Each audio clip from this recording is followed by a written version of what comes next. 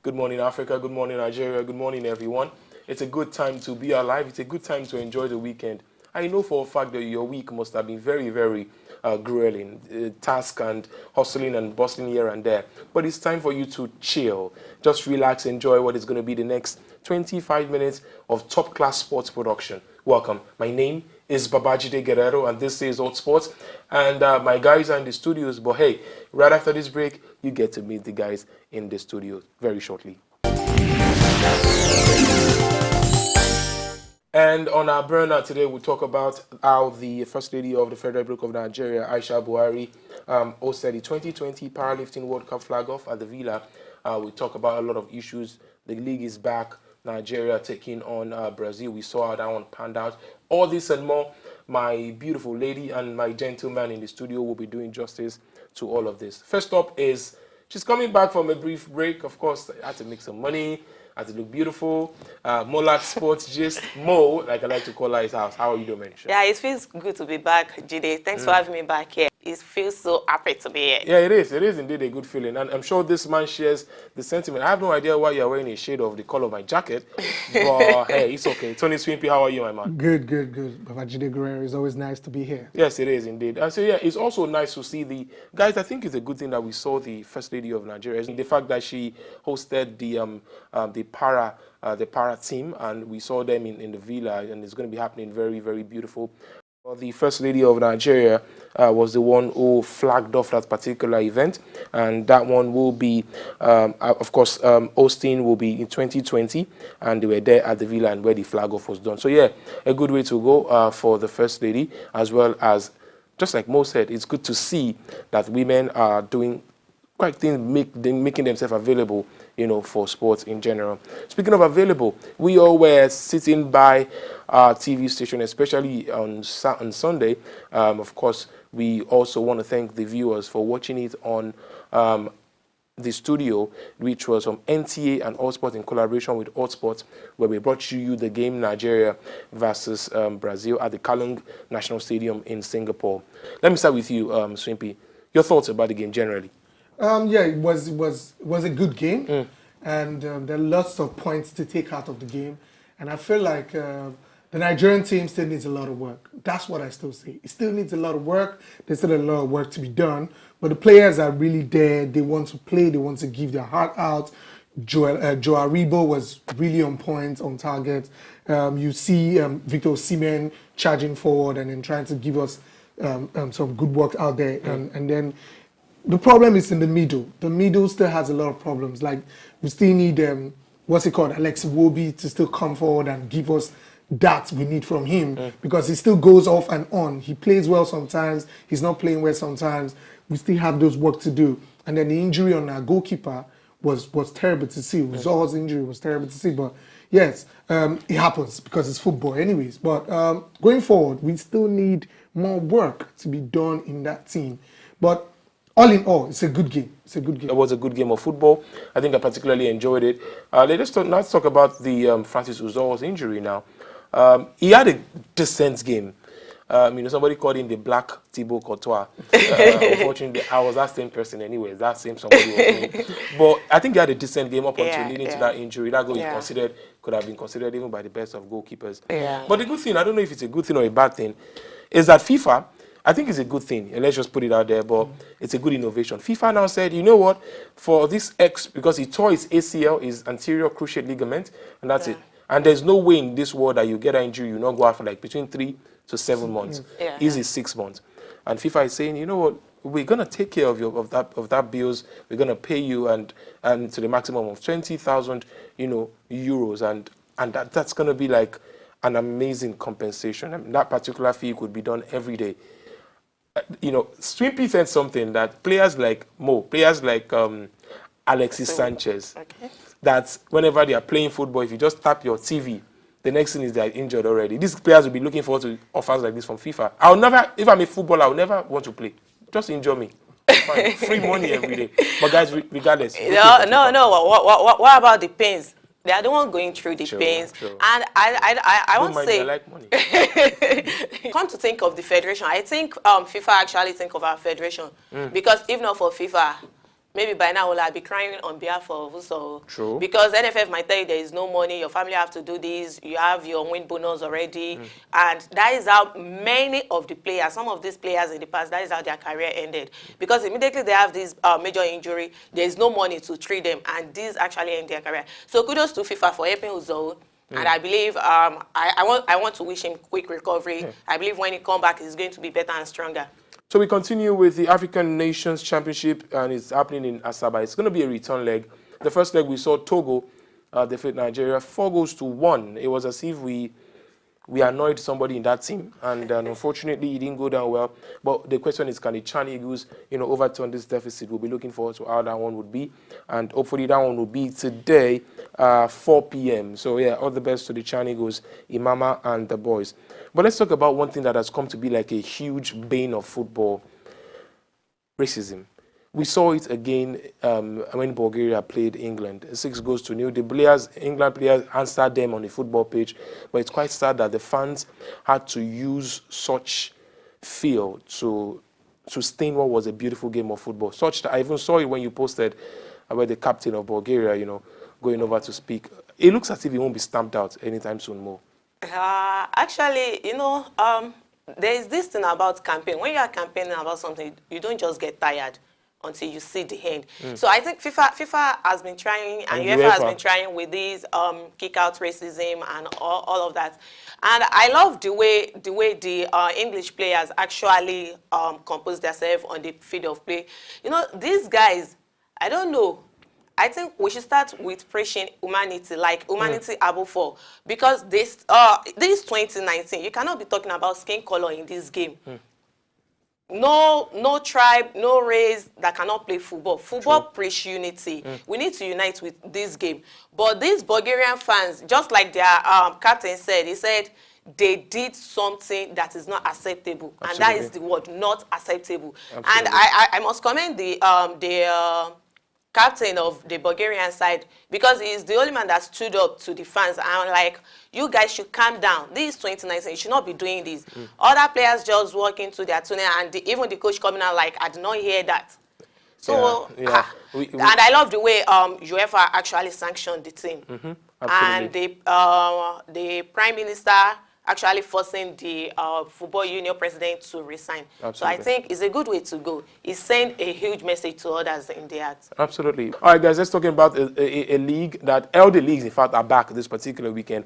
All of it. It's good to see that the international window was good enough for some teams. Some teams needed a particular window to breathe, jiggle one or two things, and get things back on. But the EPL is back, and so is the La Liga. Manchester United will play Liverpool in what is going to be the biggest game across Europe this particular weekend. Tomorrow, Manchester United again.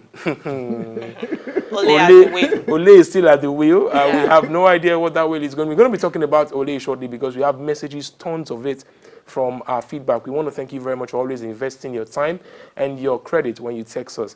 Remember to keep that particular message coming as we go to our topic today on Hotsports very shortly. Liverpool seem to not know when to stop. 8 matches, 24 points, absolute full value. Yes. Yeah. They are going to Old Trafford, and United is looking like a team in absolute tatters. It looks as if it's a straight win. It's looking like a bashing, as in like a full bashing. Yes. They will come and crush United. Yes, I think it's a sad day, or sad, how will I put it, sad period for Manchester United fans, including myself. Anyway, yes. I just have to say that. Yeah. It's a sad period. But the truth is, Manchester United team is going through a phase, yes, from the era of Sir Alex Ferguson and all that. I've not been able to get it right. But I feel like the management of Manchester United should know now that there's a huge problem, and that huge gap should be filled. And that is cutting out what's it called, Ole Gunnar from the wheel. That's just it. Cut out Ole Gunnar.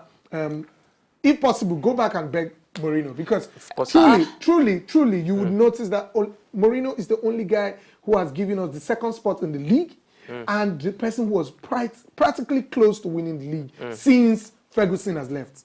Now, this guy won us not just one trophy, but 2 trophies in a season. In fact, 3 with the Community Shield. Anyways, 3.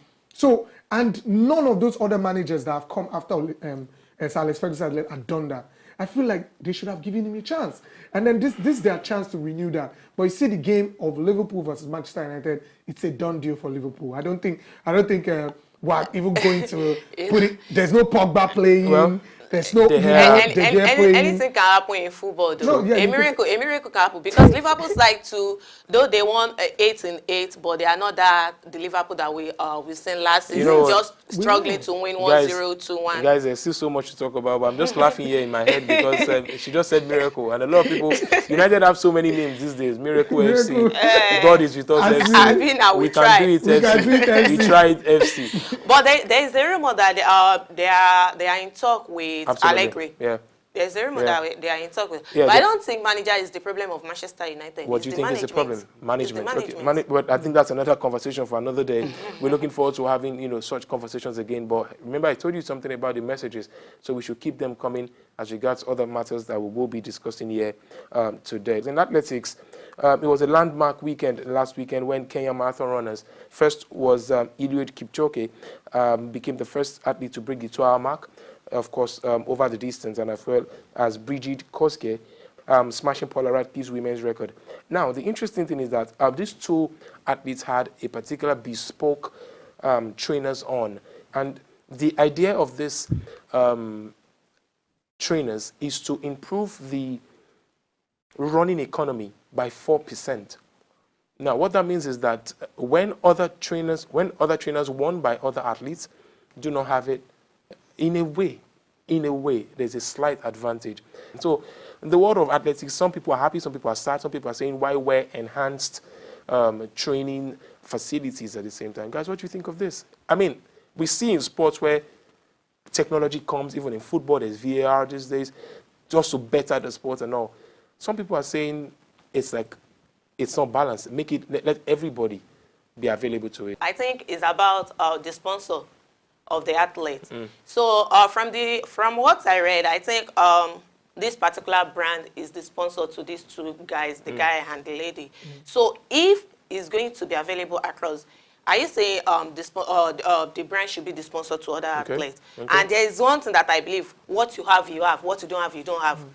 Usain Bolt is not entitled to this thing, and he still he kept that record of being the fastest man in the world. So if they have it in them, they are going to deliver. It's not just about the trainers. Well, yeah, true. In a way, yeah. But some athletes will tell you that if a particular trainer can give you 4% running economy, and the design of that particular trainers, guys, is once you are running, it gives you there's a particular kind of foam in the midsolar, so it pushes forward, and then it's lighter in your face. But guys, remember in football as well, FIFA, some particular brand, some manufacturers of the ball, of the boots. We see Ronaldo come out with a particular boot today. Messi has his own Mercurial. This has so all of this and more. Well, football will be football, but I look forward to what this would be in the world of athletics. It looks as if it's a particular phenomenon that has been tested over time, but it has failed. But this time around, these two guys have shown that it is possible to wear it and wear it to win. Well, sadly, we'll have to leave this note of discussion on a sad note. Patrick Day, a boxer, recently lost his life after he got knocked out in the ring. And of course, he got that particular knockout led to an injury that he never recovered from. So our thoughts are with him. And Mo, you were saying something about the fact that there should be like measures, like more health measures to the particular sport of boxing. You don't like boxing that much. You just like Anthony Joshua. No, not that I don't like boxing. Actually, I'm not totally a fan of boxing. But you know, boxing already recorded 3 deaths this year, so it's kind of heartbreaking.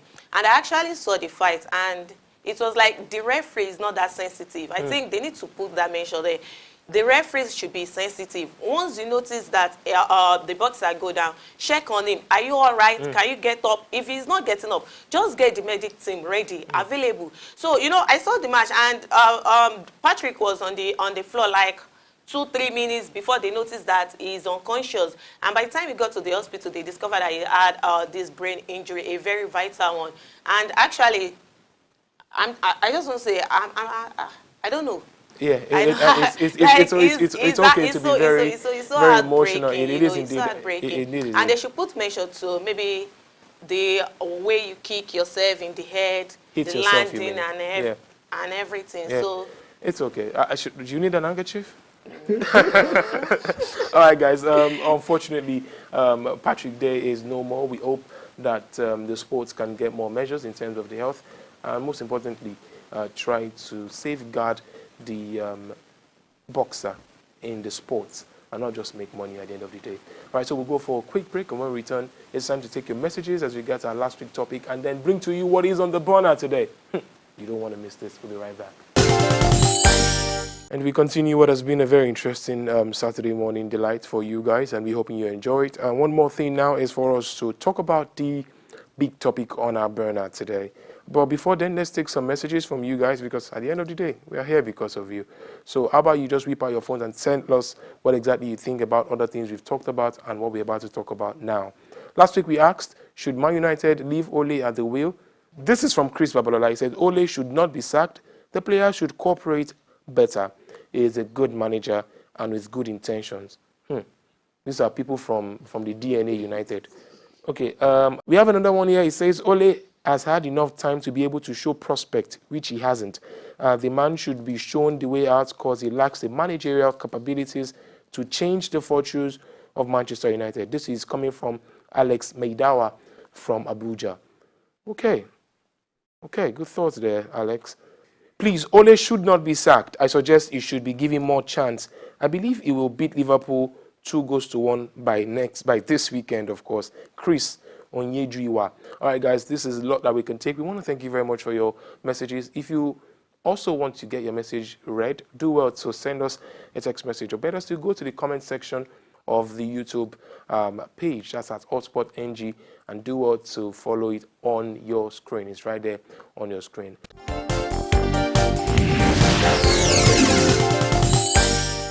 This morning we're asking, should the league authorities shut down the Nigerian Professional Football League until they can sort out all the issues bedeviling it? Or should we continue and in the running of the league we'll get it all sorted? That's the question we're asking this morning, and it's going to be a quite interesting time to know what exactly your thoughts is when you bring out your phone and text us.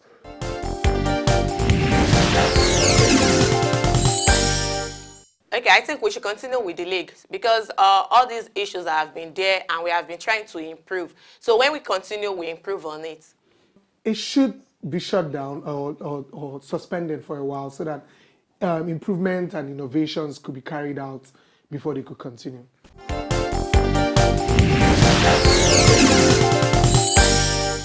And we are back, and that's it. We're asking this morning, should the league authorities suspend the Nigerian Professional Football League or just allow it, continue? And well, the gentleman and lady had their 30 statement. It's time for the debate. Mo, I'll allow you to start the floor.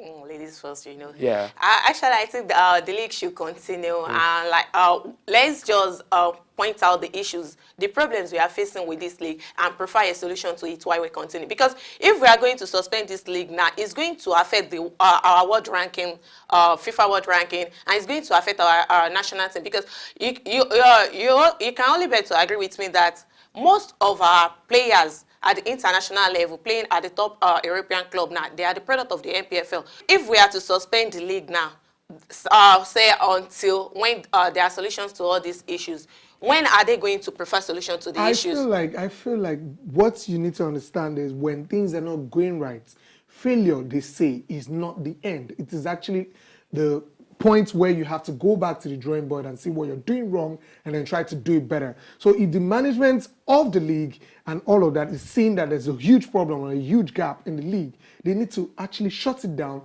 look for ways to provide solutions, and then move forward. Because see, the end justifies the means. Because when you look at it critically, yes, you might have a lot of people not being paid, people losing their club sides and all that, like that there's no job because they won't get paid because they're not playing in the league. But look at it from the other part. When the league gets better, how does it prefer? It gives us a good balance up there. Your definition of getting your definition of getting better is that this is Nigeria. There are a lot of problems that we have. We keep hearing we are going to do this, we are going to that. Even if they suspend it up from now till 100 years, not like maybe little things are going to change. Not everything is going to change. Faith should play its role. And now, No. when you say faith should play its role, I mean faith should play its role. You should have believe in not just your country alone, but believe in that your people in the system. That these things will change. The system, now, as young as I am, Tony, I've been following the league since the early 20s.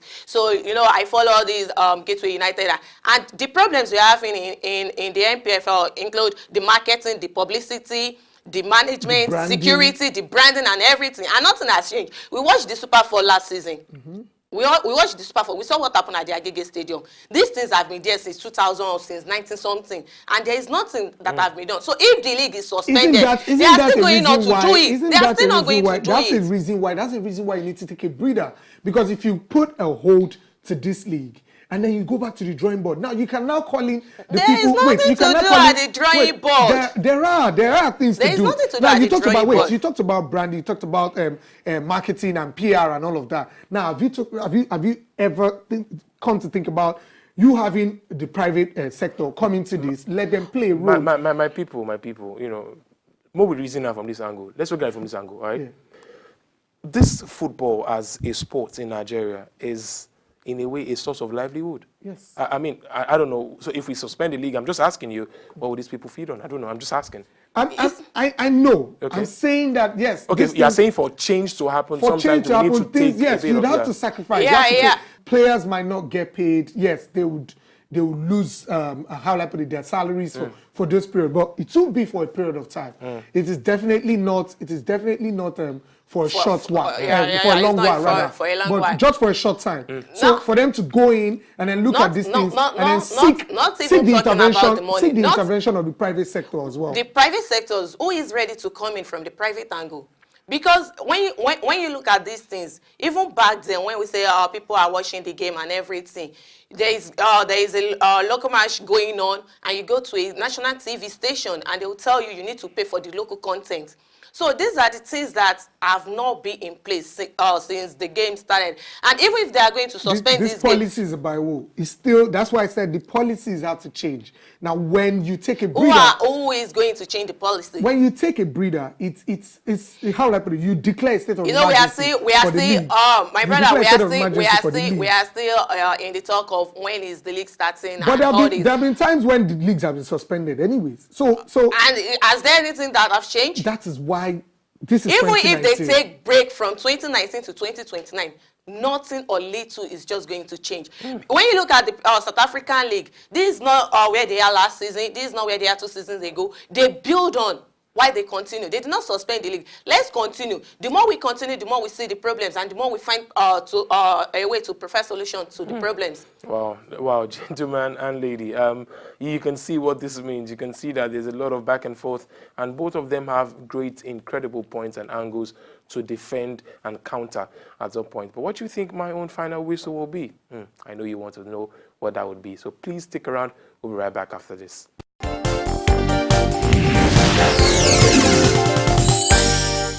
Okay, we're back, and I have to commend this to sports minds in the studio today. I think even if we continue with the league, we should be proactive. We should not be reactive. The bottom line is that we need our league to be fixed, and we need all these private sectors that this beautiful lady and, of course, my gentleman have said here in the studio are only going to come in when there is a proper structure. So that's my final whistle. Thank you so very much, Tony Swimby, for coming around today. Yes, thank you for having me, Babajide. It is always a pleasure to be here. Always. I like it when Tony says always, like it's always a pleasure. Mo, always smiling. Thank you very much. Thank you for having me. Let's do this soon again. Yes, definitely. I was just going to say that. I mean, thank God you've shot yourself in the leg. We're going to be doing this soon, very soon. Guys, we want to thank you for investing your time and, of course, by texting us, of course. We want to thank you very much. Please remember that this will also come your way next week, Saturday, 10:30. We also want to say thank you to the production team. My name is Babajide Guerrero. Till when we come your way again, remember to take care of yourself and look after each other. Bye for now.